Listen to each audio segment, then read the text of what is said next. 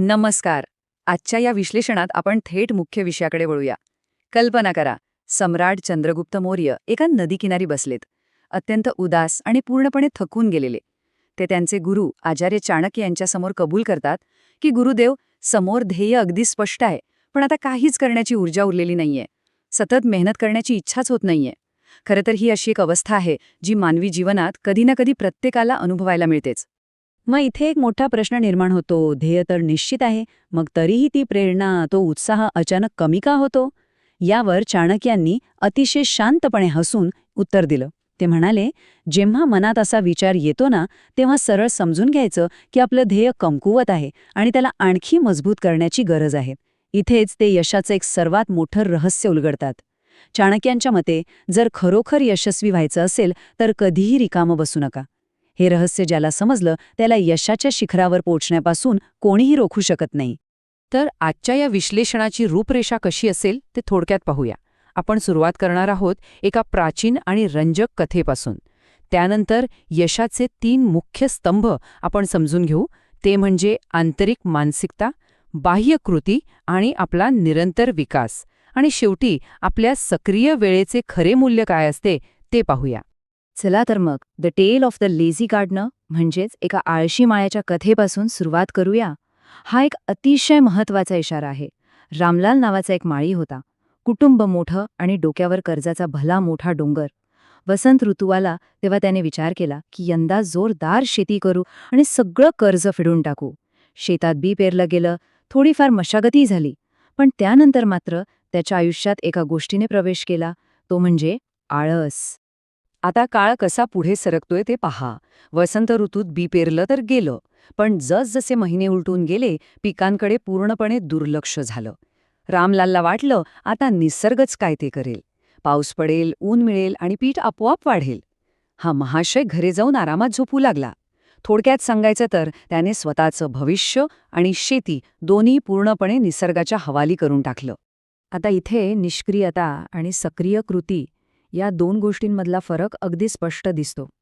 एका बाजूला हा रामलाल, जो गावात पारावर बसून मस्त गप्पा मारतोय, चहा पितोय, तर दुसऱ्या बाजूला त्याचे शेजारी आहेत, जे दररोज न चुकता शेतात जातायत, पिकांना पाणी देतायत, खत घालतायत आणि किड्यांपासून आपल्या पिकाचं रक्षण करतायत. नशिबात असेल तर मिळेल, ही रामलालची मानसिकता होती. तर शेजाऱ्यांचा मात्र प्रत्यक्ष कृतीवर विश्वास होता. ह्या सगळ्याचा परिणाम काय झाला? जेव्हा पीक कापणीची वेळ आली तेव्हा रामलालच्या शेतात काय होतं? फक्त सुके डंठल. पीक पूर्णपणे बर्बाद झालं होतं. थोडंफार धान्य मिळालं, पण ते बाजारात नेऊन विकण्यासारखं मुळीच नव्हतं. परिणामी कुटुंब उपाशी राहिलं आणि तो कर्जाचा डोंगर आणखीच वाढला. रामलालला अर्थातच खूप पश्चाताप झाला, पण हीच गोष्ट चाणक्यांच्या यशाच्या सूत्रांची एक एकदम अचूक पार्श्वभूमी तयार करते. आणि यातूनच आपण पोहोचतो यशाच्या पहिल्या स्तंभाकडे, दी इनर गेम, म्हणजेच आपला आंतरिक खेळ. लक्ष आणि ध्येय निश्चिती. बाह्य जगावर विजय मिळवायचा असेल तर त्याआधी स्वतःच्या आंतरिक मानसिकतेवर विजय मिळवणं किती गरजेचं आहे हे यातून अगदी स्पष्ट होतं. चाणक्यांचं पहिलं सूत्र एकदम स्पष्ट आहे. ते म्हणतात, जेव्हा आपलं मन इतरांवर केंद्रित असतं तेव्हा ते एका भूलभुलैयासारखं होतं. खरी स्पष्टता ही स्वतःवर लक्ष केंद्रित केल्यानेच येते. होतं काय, जो व्यक्ती इतरांबद्दल जास्त विचार करतो ना, त्याचा मेंदू विनाकारण थकून जातो. तो माझ्यापेक्षा पुढे का गेला? त्याने हे कसं साध्य केलं? अशा प्रश्नांमुळे मन प्रचंड अशांत होतं. आणि अशांत मनाने कधीच ध्येयावर लक्ष केंद्रित करता येत नाही. या उलट स्वतःवर आणि स्वतःच्या प्रगतीवर लक्ष केंद्रित केलं तर मन शांत होतं आणि जीवनाच्या या युद्धभूमीत ते एक अतिशय शक्तिशाली शस्त्र बनतं. आता ध्येय म्हणजे नक्की काय? ध्येय हा एक असा दीपस्तंभ आहे जो आपल्या मनाला आणि हृदयाला एक केंद्रबिंदू देतो. तो आपल्या जीवनाचे नाव दिशाहीन होऊन भटकण्यापासून वाचवतो. हे चाणक्यांचं दुसरं सूत्र आहे. एकाच वेळी 10 दिशांना धावल्याने किंवा अर्ध्यावरच स्वतःच्या क्षमतेवर संशय घेतल्याने फक्त भरकटायला होतं. म्हणून एकच पण अतिशय स्पष्ट आणि भक्कम ध्येय असलं पाहिजे आणि त्यावर आपली पूर्ण निष्ठा असली पाहिजे. यानंतर येतो दुसरा स्तंभ, दी आउटर बॅटल, म्हणजेच आपला बाह्य संघर्ष, संकटे आणि चिकाटी. आता जेव्हा आपण प्रत्यक्ष जगात पाऊल टाकतो तेव्हा बाहेरची संकटे आणि पराभव हे अटळ असतातच. अशा वेळी स्वतःवरचा विश्वास अढळ ठेवणं नितांत गरजेचं असतं. इथे चाणक्यांचा एक अतिशय सखोल विचार समोर येतो. प्रत्येक संकट हा आपला एक शिक्षक असतो. बघा, खरा योद्धा तो नसतो जो नेहमी फक्त जिंकत राहतो, तर खरा योद्धा तो असतो जो अगदी शेवटच्या श्वासापर्यंत लढतो. अपयश तर येणारच, ते अटळ आहे, पण त्याची अजिबात भीती न बाळगता त्यातून योग्य तो धडा शिकणं हेच खऱ्या यशाचं लक्षण आहे. इतिहासात डोकावून पाहिलं तर याचं एक उत्तम उदाहरण मिळतं. जेव्हा चाणक्य आणि चंद्रगुप्तांनी नंदवंशाविरुद्ध पहिला बंड पुकारला ना, तेव्हा त्यांचा भयंकर मोठा पराभव झाला होता. त्यांची ती छोटीशी सेना पूर्णपणे विखुरली गेली.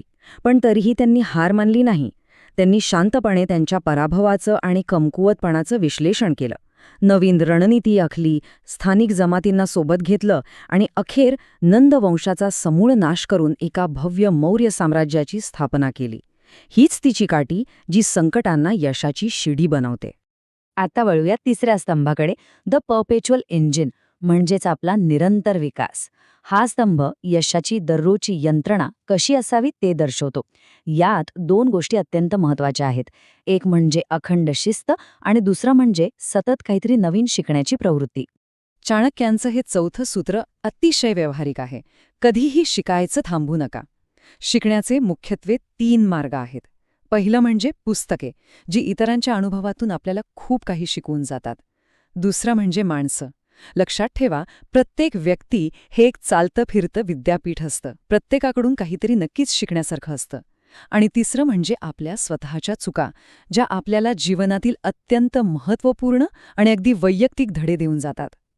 आणि हे सगळं साध्य करण्यासाठी नक्की काय हवं? तर ती आहे शिस्त. शिस्त ही अशी एक भक्कम दोरी आहे जी आपल्याला आपल्या अंतिम ध्येयाकडे सतत खेचून नेते आणि रोजच्या आजूबाजूच्या अडथळ्यांपासून आपलं संरक्षण करते. हे 5वं सूत्र आहे. बघा, सकाळी लवकर उठण्यासारखी एखादी साधी सवय सुद्धा आपले विचार व्यवस्थित करते आणि कठोर परिश्रमासाठी आवश्यक तो पाया तयार करते. कारण हे नेहमी लक्षात ठेवा, कठोर परिश्रमाला या जगात कोणताही शॉर्टकट नसतो. या सगळ्याचा निष्कर्ष आपल्याला या अंतिम भागात मिळतो. The value of active time, म्हणजेच सक्रिय वेळेचं महत्त्व. आपल्या रिकाम्या वेळेला सक्रिय आणि रचनात्मक वाढीच्या वेळेत बदलणं किती आवश्यक आहे, हेच चाणक्यांच्या शिकवणुकीचं मुख्य सार आहे. इथे एक अतिशय विचार करायला लावणारी गोष्ट आहे. मानवी मेंदू कधीही कोणत्याही क्षणी पूर्णपणे रिकामा नसतोच. अगदी झोपेत असतानाही तो स्वप्न पाहतच असतो. त्यामुळे होतं काय, जेव्हा आपण मेंदूला रिकामे सोडतो तेव्हा तो आपोआप नकारात्मक विचार, विनाकारण वाटणारी चिंता आणि भूतकाळातील अपयशाच्या भीतीकडे वळायला लागतो.